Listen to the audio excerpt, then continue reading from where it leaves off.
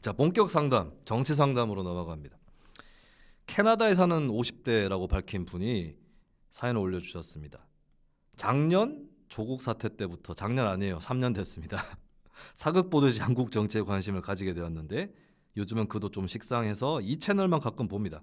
제가 궁금한 것은 윤석열 대통령에 대한 것입니다. 제 생각에는 처음에는 정말 치우치지 않고 상식과 공정으로 국가를 잘 운영할 수도 있겠다 싶었는데 왜 그분은 이렇게 한쪽으로 치우쳐서 문재인 대통령 이전의 기득권에게 휘둘리는 것처럼 보이는 건지요. 윤 대통령은 원래 기존 기득권이 아니었기 때문에 그럴 이유가 없을 것 같은데 결국 항상 기득권을 가진 사람들이 좌우 번갈아 가면서 누가 되든지 상관없이 권력을 차지하는 건가요? 우리나라만 그런지도 궁금합니다. 제 의견이지만 우리나라는 정말 훌륭한 국민성을 가진 국민들이 많은데 정치하는 사람들로 인한 시너지를 갖기보다는 오히려 국가 발전에 방해가 되는 것 같아 정말 안타깝습니다. 정치와 수다 항상 응원합니다. 하셨어요. 저는 옛날에 그 이건희 회장이 했다고 하는 얘기 있죠. 국민은 인류, 기업은 이류, 행정은 삼류, 정치는 사류라는 얘기에 콧방귀를 꼈습니다. 제가 어릴 때 그 얘기 들었는데 콧방귀를 꼈어요. 그게 다를 수가 없다고. 예. 하나다 그냥 뭐 이류든 삼류든 간에 하나라고. 그럼 뭐 이건희 회장 당신은 정치인보다 잘난 줄 아느냐. 네, 지금도 그 생각은 변함이 없어요. 그때 그 발언에 대한 비판은. 근데 제가 생각이 달라진 게 뭐냐면 그때하고 상황이 달라진 거죠. 정치가 다른 분야보다 뒤떨어진 건 맞아요. 이제 분명해요. 옛날에는 오히려 정치권에 개혁하려고 분투하는 사람들이 있었는데도 굳이 정치 혐오를 부추겨가지고 야 정치는 뭐 원래 그런 거야, 뭐 썩은 거야, 그 관심 가질 필요 없어, 관심 가지면 촌스러운 거야, 이렇게 몰아가는 게 1990년대의 문제였다면, 자, 우리가 2010년경 전후를 계기로 해서 국민들의 정치적 관심이 계속 높아집니다. 특정 성향을 가리지 않고 계속 높아져 왔어요. 지금 제가 20대 때는 제 주변에 20대 정치에 관심 없었습니다. 정치 얘기하면 엄한 얘기하네 뭐 이렇게 얘기했었어요. 근데 요즘에는 나름대로 해요. 그것도 쓸데없이 무슨 뭐 프로야구 응원하듯이 정치 얘기하는 게 아니라, 예? 술집에 가서 이게 제가 구미 출신이잖아요. 구미공단 노동자 20대 노동자들 얘기한 거 들어보면 뭐 비정규직 문제, 임금 최저임금이 어떻고 뭐 영세상인 문제 이런 얘기합니다. 이게 정치 얘기잖아요. 그냥 그 자기 회사 얘기하는 게 아니야. 정치 얘기거든요. 굉장히 성숙됐다라는 생각을 많이 했었어요. 근데 지금 이제는 진짜 정치인이 국민 수준을 못 따라와요. 예. 제가 지난 대선 때 이런 얘기를 했습니다. 이재명 찍은 사람들 중에 이재명이 하급이고 윤석열 찍은 사람 중에 윤석열이 하급이라고 얘기했어요. 노무현 대 이회창 할 때하고 너무 달라진 것 같아요. 근데 저는 이제 윤석열, 이재명이란 사람에 대한 어떤 뭐 인간적 비난 이런 거는 하고 싶지는 않아요. 왜 이 지경이 되었을까? 그거 어떻게 보면 윤석열이나 이재명이나 그 당에서는 최강 카드예요. 예, 그건 분명한 겁니다. 최강 카드라서 내보냈는데 갑자기 이상해진 거예요.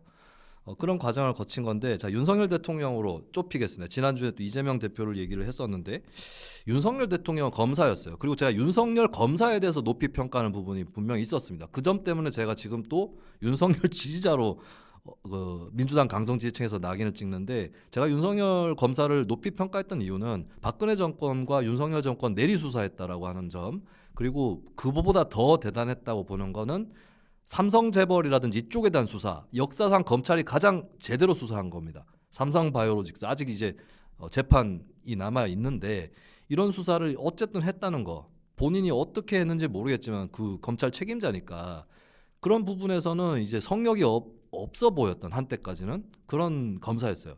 근데 검사하고 정치인의 차이가 뭐냐면, 자, 어떤 검사가 있는데 살인범이야 알고 보니까, 근데 모르고 있어요 사람들이. 근데 그 검사가 범죄를 수사해요. 잘할 수도 있습니다. 그렇잖아요. 자기가 살인범이고 뭐 혹은 절도범이고 이렇다고 범죄 수사 못하라는 법 없어요. 그렇잖아요. 뭐냐, 검사는 남의 문제를 파헤치는 직업입니다. 근데 정치인은 뭐냐면 내 문제가 전시되는 거예요. 자기 문제를 전시하려고 정치하는 사람은 없을 겁니다. 근데 전시가 돼요. 그걸 어떻게 처리하느냐를 국민이 보는 겁니다. 정치인이 남의 문제 파헤치고 이런 것도 실력이 또 있어야 되는 거지만 자기 문제를 어떻게 다루느냐 이런 거 중요한 거. 그렇기 때문에 전혀 다른 장으로 들어온 겁니다. 윤석열 대통령은 정치인이 되는 순간 전혀 다른 곳으로 들어온 거거든요. 근데 저는 윤석열 대통령 개인의 일생을 봤을 때 이게 이제부터는 단점으로 작용하겠다 싶은 게 사시구수예요. 사시구수. 왜냐하면 사시구수는 윤석열 대통령에게 행운을 안겨다 줬습니다. 왜냐? 윤석열 대통령이 사시구수 안 하고 일찍 검사가 됐으면 안 좋은 일에 연루되었을 가능성이 더 커집니다. 그 윤석열의 선배 검사들을 보세요. 그렇잖아요. 윤석열이 검사 늦게 돼가지고 벗어난 거예요. 윤석열이 딱 그 중간 세대입니다. 검사의 그 시대에서 중간 세대예요. 예. 그렇기 때문에 대통령까지는 될 수 있었던 거예요. 근데 사시구수를 한 사람은 좀 아무래도 내 방식대로 하면 된다. 이거 생각이 굉장히 강할 겁니다. 윤석열 대통령도 지금 계속 나타나는 태도가 지금은 대통령 지지율이 낮은데, 에? 에? 구수, 한번 하면은, 1년에 10%포인트씩 올라가. 막 이렇게 생각할 수도 하는 것 같아. 지금 나타나는 결과들이. 예, 근데 아니라고. 대통령 본인이 얘기했잖아요. 윤석열 대통령 본인이. 대통령 처음 해봐가지고 처음 해봤어. 노태우부터 다 처음 해본 사람들이에요. 2번 안 했어 다. 그리고 우리는 한 번도 안 해봤어요. 그리고 해본 사람 지금 살아있는 한국 국민 중에 대통령 해본 사람이 이명박, 박근혜, 문재인, 윤석열 4명밖에 없어. 근데 그 도어 스태핑에서 대통령 처음 해봐가지고 이래가지고 되겠어. 저는 윤 대통령의 문제점이 나타나게 된 첫 번째 결정적인 사건은 작년 9월에 있었던 고발사주 의혹입니다. 고발사주 의혹에서 지금 수사가 됐는데 처음에 보도됐던 것은 사실로 드러났어요. 손준성 검사가 고발장을 누군가에게 텔레그램으로 전송을 했습니다. 그러면 이게 드러났어요. 그리고 당일에 추가 수사 결과, 보도 말고 수사 결과 그 당일에 고발장에 포함된 판결문이 손준성 검사와 같이 일하는 검사 수사관 쪽에서 출력 불러내는 거 있죠. 예. 그러면 이제 당일에 그 일이 일어났다라고 볼 수 있는 거죠. 그러면은 이게 고발장이 어떻게 전달이 됐는지, 김웅 의원은 불기소가 된 이유가 그게 김웅 의원한테 바로 전달된 게 아니라면 김웅 의원은 일단은 뭐라고 할 수 없는 겁니다. 예, 뭔가 꼬름하다라고 생각할 수는 있겠지만 그래서 일단 기소가 안 된 거예요. 불기소돼 버린 건데 손준성 검사가 한 건 맞거든. 누구한테 보냈는지 몰라요. 근데 누구한테 보냈든 그거는 안 되는 겁니다. 남의 판결문을 그걸 빼내가지고 그리고 고발장을 자기가 그거 전달을 왜 안 하고 누가 썼는지는 몰라요. 근데 전달을 왜 하냐고요. 전달한 게 문제예요. 그러면 윤석열 대통령이 좀 이상했던 게 손준성 검사하고 나름 가까운 사이예요. 그러면 난 손준성에게 그런 거 지시한 적이 없다. 그리고 손준성이 그런 짓을 했을 거라고 나는 믿지 않는다. 이 정도로만 해도 됩니다. 근데 윤석열 대통령이 처음부터 한 얘기가 괴문서! 그 괴문서다. 뉴스에서 보도된 그 손준성 보낸 그 괴문서다라고 얘기를 했고 그 다음에 제보사주다. 제보자가 사주를 받은 거다. 박지원한테. 이런 거잖아요. 그 제보자가 박지원 원장하고 만났었죠. 만난 일이 있죠. 근데 그게 그러면 그 공모를 한 거다라고 몰아가려면 그럼 똑같이 손준성, 권순정, 한동훈 이 사람들이 단톡방 만든 거. 이거 왜 단톡방 만드는데 같은 팀도 아닌데 부서도 다른데. 그러면 그 사람들이 공모했다. 고발 사주 공모했다고 보면 돼요? 증거 없어요. 예, 둘 다 증거 없는 겁니다. 박지원, 조성원이나 한동훈, 손준성, 권순정이나 둘 다 증거 없는 거예요. 예, 근데 사실은 남아있죠. 손준성이 전달했다는 거. 근데 윤 대통령이 검사의 관여가 드러나면 사과하겠다고 했거든요. 손준성 관여 드러났는데 사과 안 했어요. 그 최근에 찝찝한 일이 손준성 씨가 영전이 됐습니다. 이 사람 직무정지돼야 돼요. 최소한. 검사윤리 위반이에요. 법으로는 어느 정도 처벌이 가능한지는 모르겠지만 그거 왜 어디다가 주냐고. 텔레그램으로. 검사한테 줘도 불법이에요. 그거. 비윤리입니다. 검사한테 줘도. 검사끼리 하려면 정식으로 공문을 보내든지 회의를 하든지 했었어야죠. 텔레그램으로 그걸 세게 만들면 안 되는 거지. 근데 왜 영전이 되냐고요. 손준성 씨는. 예? 이런 거 지금 민주당에서 안 짚고 있죠. 그죠? 예? 민주당은 자기네들이 윤석열 정부에 맞서는 투사인 줄 아는데 이런 지점을 안 짚고 엉뚱한 짓거리나 하고 있는 게 민주당이에요. 예. 윤석열 대통령의 좀 그런 허점, 단점 이런 것들이 좀 많이 드러났다. 고발사주 의혹을 통해서. 그런 것 같고요. 그리고 이제 왜 그럼 윤석열 대통령이 이렇게 좀 기울어져 있는 것 같을까? 이제 박근혜 정권 또 수사했지, 문재인 정권도 수사했지. 근데 왜 좀 이렇게 더 기울어져 있는 것 같을까 했을 때, 요거는 이제 한 사람의 인격이라든지 이런 것들을 발라내고, 그냥 정치 구조로만 놓고 보면 윤 대통령이 국민의힘이나 민주당 양쪽과 차별화되는 내용을 갖고 있는 건 아니에요. 그러면 윤 대통령 본인 입으로 얘기를 했죠. 부득이하게 부득이하게 국민의힘에 들어갔습니다. 둘 중에 하나예요. 그냥 둘 중에 정치하려면, 대통령 하려면 둘 중에 한 당 들어가는 거예요. 윤석열의 솔직한 폭로입니다. 한국 정치의 현실이에요. 공천장 발급처 두 개입니다. 정당이라고 하는 것도 사치야. 내가 봤을 때. 그 문재인 정권이 윤석열 검사한테 잘해줬으면 민주당 갈 수도 있었겠지.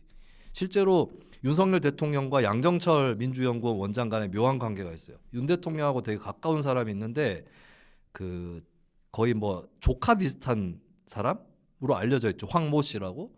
그 사람이 양정철 비서를 했어요. 민주연구원에서. 네. 그런 것들이 묘한 게 있죠. 그러니까 제 말은 뭐 둘이 뭐 협잡이 있었다거나 알고 보면 같은 편이다 이런 뜻이 아닙니다. 그게 아니고 생애 어느 고비에서 조금 다른 길을 만났다면 윤석열 대통령도 민주당 갈 수도 있었다고 하는 거고, 저는 이재명 대표도 국민의힘 갈 수 있었다고 봐요. 예? 그런 게 한국 정치의 현실이에요. 근데 지지자들끼리 뭐 되게 서로 다른 것처럼 죽일 듯 싸우는 건데, 자, 그 윤 대통령이 한쪽으로 그냥 실키로 한 겁니다. 실키로 했고, 윤 대통령이 지지 기반이 독자적으로 별로 없잖아요. 그러니까 독자적인 내용이 있어서 자신이 도전을 딱 던졌어요. 내가 대통령 안 돼도 좋으니까 새로운 당을 만들어 보겠어. 이렇게 가는 성향이냐? 아니었던 거죠. 김종인 씨가 윤석열한테 기대했던 게 그건데 아니었던 거예요. 그럼 윤석열 후보는, 당시 대선 후보는 이제 국민의힘으로 가는 건데, 지지 기반이 약하다 보니까 계속 잡아가야 되는 거예요. 계속 잡아둬야 되는 겁니다. 박근혜 전 대통령 사면시키겠다 하면서 계속, 그리고 국민의힘에서 원래 맞다고 돼 있었던 정책들을 그냥 따라가거나 혹은 더 강하게 얘기를 하는. 사실 대통령 선거 때 북한 선제 타격, 사드 추가 배치 이런 얘기는 이명박 박근혜 후보는 안 했던 얘기입니다. 이런 얘기를 대선 때는 보수 후보가 오히려 잘 안 해요. 이회창 후보도 그렇게 안 했어요. 이회창 후보도 햇볕 정책을 반대했던 게 북한이 지금 핵실험을 하고 있기 때문에, 근데 그걸 포기하면 지원해 줄 수 있다 이거였어요. 그래서 북한에 대해서 뭐 자기가 특별히 더 강경하게 나가는 거 아니다라는 식으로 얘기했었습니다. 그러니까 보수 후보 중에 윤석열 후보처럼 선거운동한 사람이 없죠. 예전에는. 그게 자기 지지 기반의 불안이에요. 불안입니다. 그리고 자기를 지켜줄 거대 집단이 필요하다라고 생각했을 겁니다. 여러 가지 리스크들이 있었잖아요. 만약에 윤 대통령이 독자 노선으로 했었다면 작은 리스크에도 깨집니다. 네, 작은 리스크에도 깨져요. 그러다 보니까 이제 의존이 심해진 겁니다. 근데 이제 좀 빠져나와야 돼요. 왜냐면 윤 대통령이 이제 바로 대통령이 돼버렸잖아요. 그죠? 앞으로 뭘 더 도모해야 됩니까? 뭐 어디 국회의원 또 나가실 건가? 그렇다면은 한국의 보수와 진보가 모두 틀린 얘기를 하는 건 아니거든요. 그럼 맞는 부분을 조합해서 정책을 만들 수 있어요. 그런 부분이 있습니다. 그리고 진보 보수 간에 합의가 된 거. 지난 대선 때도 보면 복지 확대는 다 합의가 됐어요. 방법의 문제죠, 사실. 돈 어디서 낼 건데 하는 거. 근데 그걸 찾아내야죠, 윤 대통령이. 아니면은 본인이 정답을 만들진 않더라도 사회나 정치 세력들이 논쟁을 할 수 있도록 판을 키워가지고 거기서 그 방안을 도출하는 실력이 필요합니다. 그 지금보다는 중도로 더 가야 돼요. 이건 확실해. 근데 그게 안 되고 있다. 이게 스스로의 컴플렉스 문제 분명히 있어요. 난 지지 기반 별로 없어. 그리고 지지 기반에게 밉보이면 난 더 힘들어져. 그게 윤석열과 노무현의 차이가 그거예요. 노무현은 지지 기반을 많이 상실했어요. 그래서 지지율이 떨어진 거예요. 근데 윤석열은 지지 기반을 상실했다기보다는 적을 늘려놨어. 지금 사실 윤석열 대통령 지지하는 30% 정도는 나름대로 좀 세게 지지하는 겁니다. 근데 그러느라 그보다 많은 적을 만들어놨다라고 하는 거거든요. 결국에 기득권에서 탈피하기 위해서는 그냥 뭐 옆에 있는 기득권만 이렇게 튕겨낸다고 되는 일이 아니라 비전이 있어야 됩니다. 비전이 있으면 비전을 향해서 걸어가면 기득권은 자동적으로 낙후되는 거예요. 근데 그 비전이 없다. 현재로서 보이지 않는다. 이게 문제인 것 같습니다. 오늘의 메인 상담이었고요. 쭉쭉쭉 이제 상담들 더 넘어가겠습니다. 흰곰님이 이제 이번 용산 참사에 오세훈 씨의 책임은 왜 안 묻는지 궁금하네요. 모르겠네요 하셨는데요. 여러 이유가 있어요.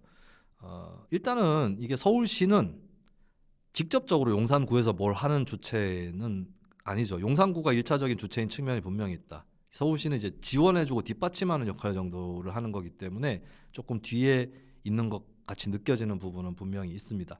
근데 그래도 책임을 물어야 될 것은 이거는 박원순 전 시장 쪽도 마찬가지인데 역대 서울시장을 포괄하는 거예요. 그 서울시 연구원 보고서에 이거 대비해야 된다고 나와 있었어요. 2016년에도 보고서 냈고 2020년에도 보고서를 냈어요.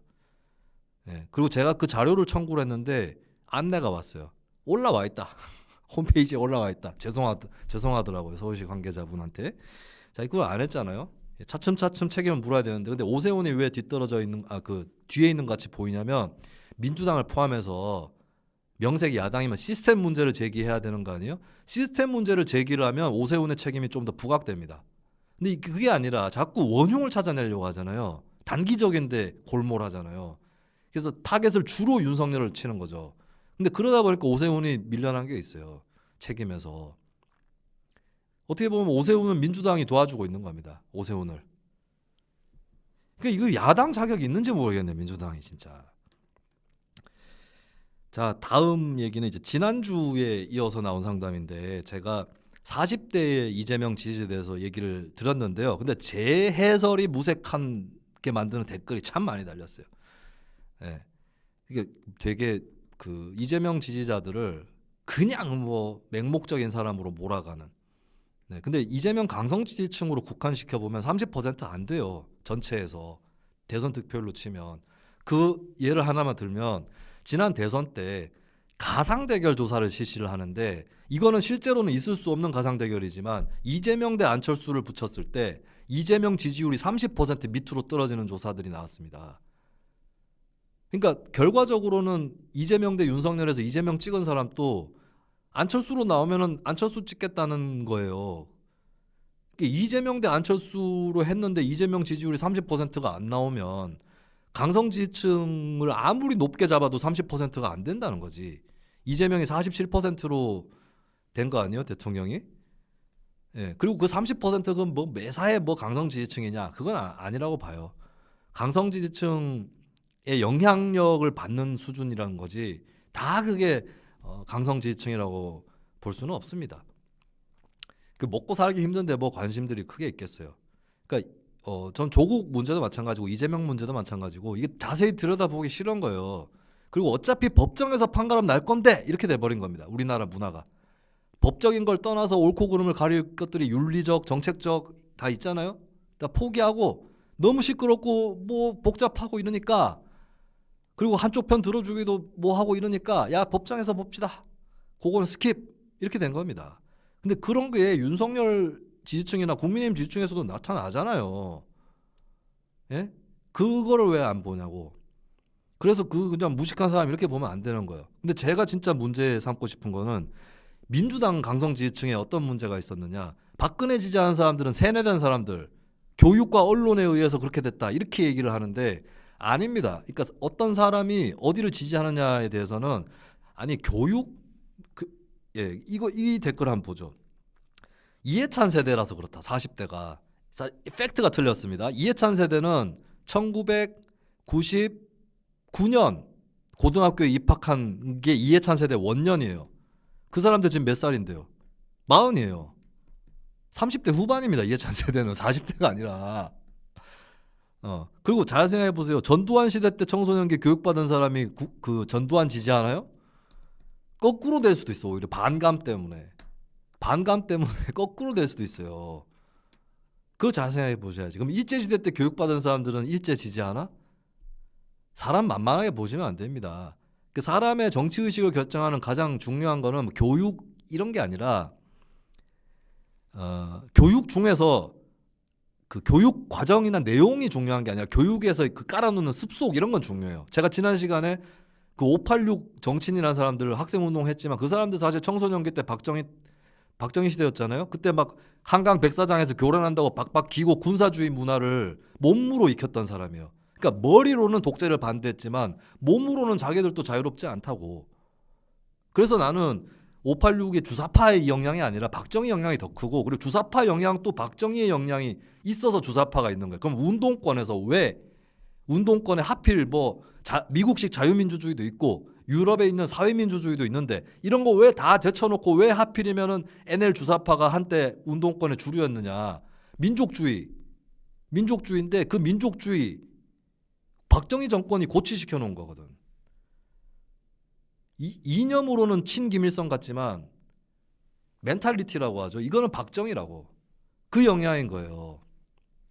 그래서 독재를 하면 안 된다고. 왜냐하면 독재를 하면 민주화 운동을 하더라도 독재 습속에 어느 정도 지배받을 수 있다고요. 근데 그게 그런 정도의 교육이라면 그게 영향을 끼친 거죠. 아주 뼛속 깊이. 근데 그게 당파성하고는 상관이 없어요. 민주당을 지지하면 뭐해? 사고방식이 옛날 박정희식인데. 그런 거잖아요. 근데 저는 민주당 강성 지지층이 박근혜 지지하는 사람들 세뇌당했다고 얘기하는 게 꼴보기 싫었는데, 저는 이것도 뭐 비슷한 사고방식이 아닌가. 그리고 이해찬 세대는 이해찬한테 피해본 사람들이에요. 이해찬 세대 그 저항력 현상 나타나가지고, 제가 개인적으로 이해찬 세대보다 1년 선배입니다. 제 동기들 재수해가지고 수능 친 애들 있잖아요. 다 잘 됐어요. 다 그거 올려서 갔습니다. 점수 올려가지고. 예. 그 이해찬 세대가 이해찬을 굳이 좋아할 이유는 없어요. 오히려 더 싫어하는 거지. 그거 세상을 만만하게 보면 안 된다고요. 반항심만 더 부추겨 놓는다고요. 예. 실제로 노무현 정부 때 대학생들은 노무현 정부 싫어했어요. 그리고 새누리당 정권 때 대학생이거나 고등학생이었던 사람들 새누리당 싫어합니다. 그게 그렇게 특히 민주주의 시대는 그게 더 강해요. 그렇기 때문에 한 사람의 정치 성향을 결정하는 거에 대해서 단순하게 짚으면 안 된다. 옛날에 그 1979년에 박정희 정권 말기에 부마 항쟁이 일어났어요. 엄청 크게 일어났거든요. 부마 항쟁의 원인이 뭐냐 했을 때 전두환과 김재규가 다른 진단을 합니다. 보고서가 나중에 드러나요. 세월이 지나서. 전두환이 뭐라 그랬느냐. 야당의 선동. 김영삼 패거리들이죠. 한마디로 얘기해서 야당의 선동으로 김영삼 제명에 들고 일어났다. 김영삼 총재가 제명됐잖아요. 국회의원에서. 그걸로 들고 일어난 거다. 이게 전두환의 분석이었고, 김재규의 분석은 뭐였냐면 지금 부산 마산 쪽이 경공원 문제라든지 세금 문제라든지 이런 걸로 민생고에 직격탄을 맞았다. 먹고 살기 어려워서 들고 일어난 것이다라고 김재규가 진단했고, 김재규가 정확하게 본 겁니다. 왜냐? 그때 부마 항쟁은 대학생들이 처음에는 대학생들이 시작했지만 중간에는 다방에서 일하는 레지, 구두 닦기, 심지어 깡패 이런 사람들이 시위의 중심이 돼요. 왜? 생활의 불만입니다. 그러면 자, 나는 어떤 당을 지지하는데 그 당을 지지하지 않는 사람들이 많다 싶으면 그 사람들을 설득하기 위해서 뭐가 필요한지 답이 나오는 거예요. 방송을 움직이고 교과서를 바꾸고 이게 아니고 먹고 사는 문제를 해결하는 것이 가장 중요한 겁니다.